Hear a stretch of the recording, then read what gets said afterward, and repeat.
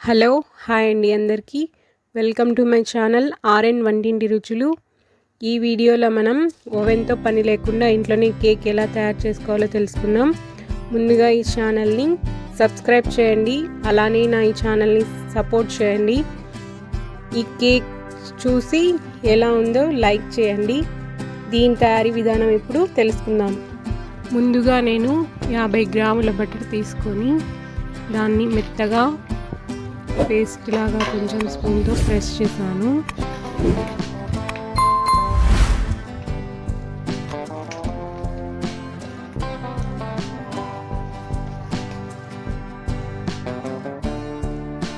ఇలా బాగా మెత్తగా చేసుకున్నాను. తర్వాత ఇందులో 100 గ్రాముల షుగర్ పౌడర్ని మిక్స్ చేస్తున్నాను.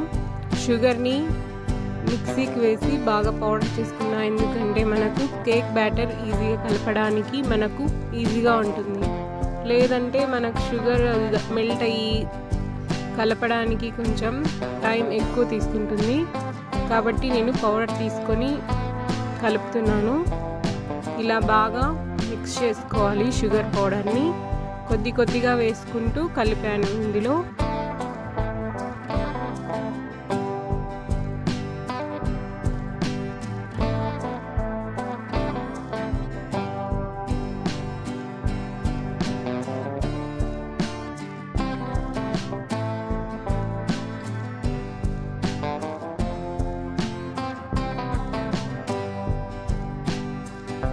చూసారా, ఇలా కొద్దిగా షుగర్ వేసుకుంటూ బాగా మిక్స్ చేసుకున్నాను. తర్వాత ఇందులోకి 4 ఎగ్స్ని కూడా పగులగొట్టి వేసాను.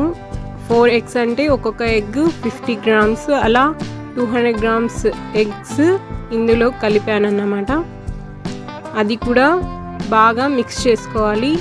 మొత్తం ఎలా అంటే నురగగా వస్తుంది మనకు మిక్స్ అనేది, అలా మిక్స్ చేసుకోవాలి.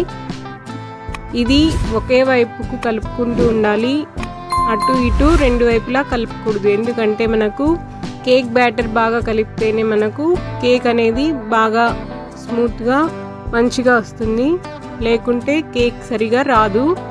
కాబట్టి మనం మిక్స్ చేసుకునే విధానంలో కూడా కేక్ బాగా వస్తుందా లేదా అనేది ఆధారపడి ఉంటుంది. కాబట్టి మనం కేక్ని మిక్స్ చేసేటప్పుడే బ్యాటర్ని బాగా కలుపుకోవాలి.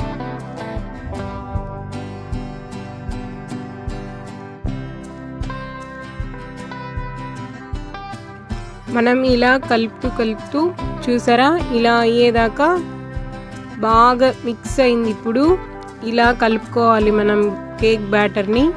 1 సైడ్కే కలపాలి, ఇది గుర్తుంచుకోండి. 2 సైడ్స్ కూడా కలపకూడదు. అలాగే ఇందులో నేను మైదా కలుపుతున్నాను. ఇది 200 గ్రాములు తీసుకున్నాను. అలాగే దీంతో పాటు 1 teaspoon baking soda, 1/2 teaspoon వంట సోడా తీసుకుంటున్నాను. దీన్ని బాగా జల్లెడ పట్టుకోవాలి. దీంట్లో ఏవైనా ఉండలు అలా ఉంటే జల్లెడలో ఉండిపోతాయి. ఇవంతా కేక్ బ్యాటర్లో కలిస్తే మరి కేక్ మిక్సింగ్ అనేది సరిగా ఉండదు. కాబట్టి మనం జల్లెడ పట్టుకోవాలి. ఇలా నీట్గా జల్లెడ పట్టుకున్న తర్వాత మనం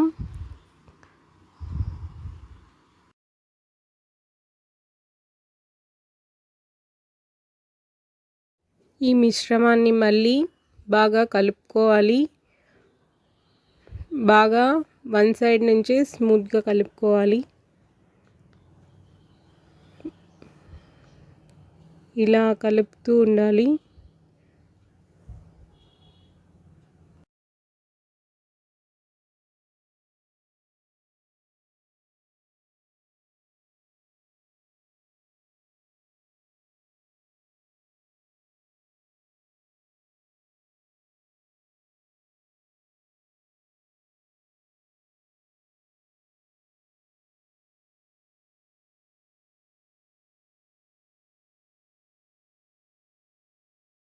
ఇందులోనే వెనిలా ఎసెన్స్ కూడా 1 స్పూన్ వేసుకొని మిక్స్ చేసుకో.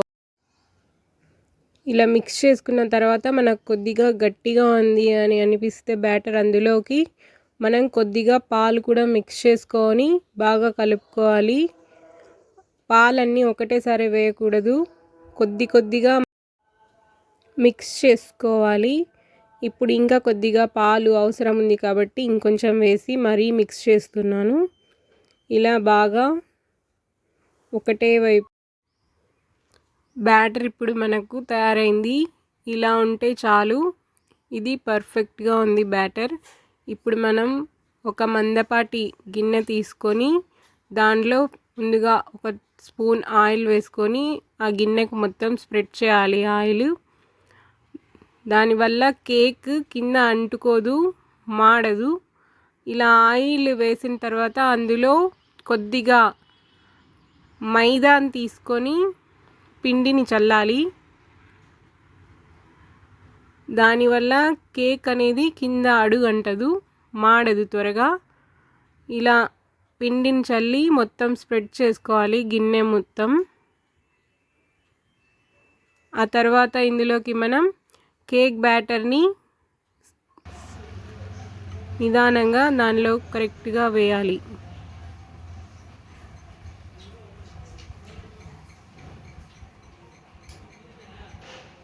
ఇలా కేక్ బ్యాటర్ మొత్తంగా వేసుకున్న తర్వాత నేను దానిపైన డ్రై ఫ్రూట్స్ వేసుకున్నాను, కిస్మిస్. మీరు ఇంకా టూటీ ఫ్రూటీ అలాంటివి కూడా వేసుకోవచ్చు, అది మీ ఇష్టం.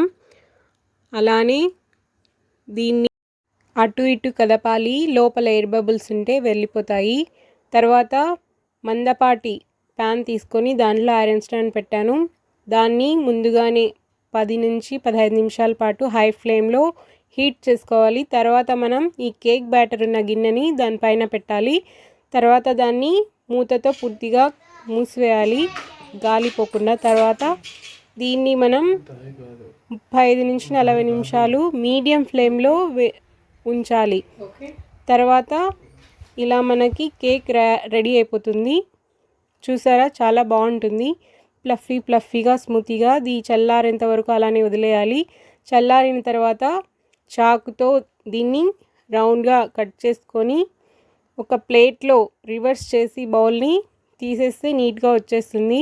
ముందుగానే మనం మైదా ఆయిల్ వేయడం వల్ల ఇది నీట్గా వచ్చేస్తుంది, అంటుకోకుండా, కేక్ మాడకుండా. చాలా టేస్టీగా ఉంటుంది. చూసారా, చాలా బాగుంది చూడ్డానికి. కేక్ కూడా బాగా తయారైపోయింది.